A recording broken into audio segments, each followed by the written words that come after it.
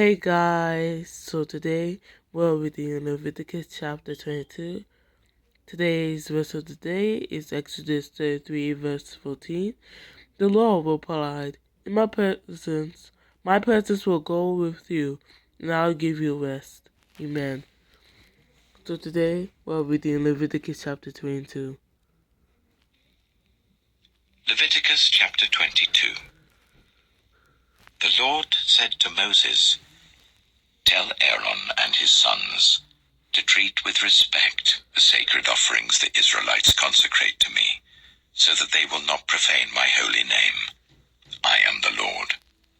Say to them, for the generations to come, if any of your descendants is ceremonially unclean and yet comes near the sacred offerings that the Israelites consecrate to the Lord, that person must be cut off from my presence. I am the Lord. If a descendant of Aaron has a defiling skin disease or a bodily discharge, he may not eat the sacred offerings until he is cleansed. He will also be unclean if he touches something defiled by a corpse or by anyone who has an emission of semen, or if he touches any crawling thing that makes him unclean, or any person who makes him unclean, whatever the uncleanness may be. The one who touches any such thing will be unclean till evening. He must not eat any of the sacred offerings unless he has bathed himself with water. When the sun goes down, he will be clean, and after that he may eat the sacred offerings, for they are his food. He must not eat anything found dead or torn by wild animals, and so become unclean through it. I am the Lord. The priests are to perform my service in such a way that they do not become guilty and die for treating it with contempt. I am the Lord who makes them holy. No one outside a priest's family may eat the sacred offering, nor may the guest of a priest or his hired worker eat it. But if a priest buys a slave with money, or if slaves are born in his household, they may eat his food. If a priest's daughter marries anyone other than a priest, she may not eat any of the sacred contributions. But if a priest's daughter becomes a widow, or is divorced, yet has no children, and she returns to live in her father's household as in her youth, she may eat her father's food. No unauthorized person, however, may eat it.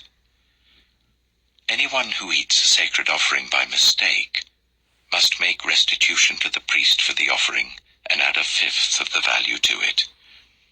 The priests must not desecrate the sacred offerings the Israelites present to the Lord by allowing them to eat the sacred offerings and so bring upon them guilt requiring payment. I am the Lord who makes them holy. The Lord said to Moses, "Speak to Aaron and his sons and to all the Israelites and say to them, if any of you, whether an Israelite or a foreigner residing in Israel, presents a gift for a burnt offering to the Lord, either to fulfill a vow or as a free will offering, you must present a male without defect from the cattle, sheep, or goats, in order that it may be accepted on your behalf. Do not bring anything with a defect, because it will not be accepted on your behalf. When anyone brings from the herd or flock a fellowship offering to the Lord to fulfill a special vow or as a free will offering, it must be without defect or blemish to be acceptable. Do not offer to the Lord the blind, the injured, or the maimed, or anything with warts or festering or running sores. Do not place any of these on the altar as a food offering presented to the Lord. You may, however, present as a free will offering an ox or a sheep that is deformed or stunted, but it will not be accepted in fulfillment of a vow. You must not offer to the Lord an animal whose testicles are bruised, crushed, torn, or cut. You must not do this in your own land, and you must not accept such animals from the hand of a foreigner and offer them as the food of your God. They will not be accepted on your behalf because they are deformed and have defects. The Lord said to Moses, calf, a lamb, or a goat is born, it is to remain with its mother for 7 days. From the 8th day on, it will be acceptable as a food offering presented to the Lord. Do not slaughter a cow or a sheep and its young on the same day. When you sacrifice a thank offering to the Lord, sacrifice it in such a way that it will be accepted on your behalf.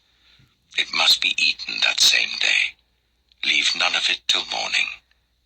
I am the Lord. Keep my commands and follow them. I am the Lord. Do not profane my holy name, for I must be acknowledged as holy by the Israelites.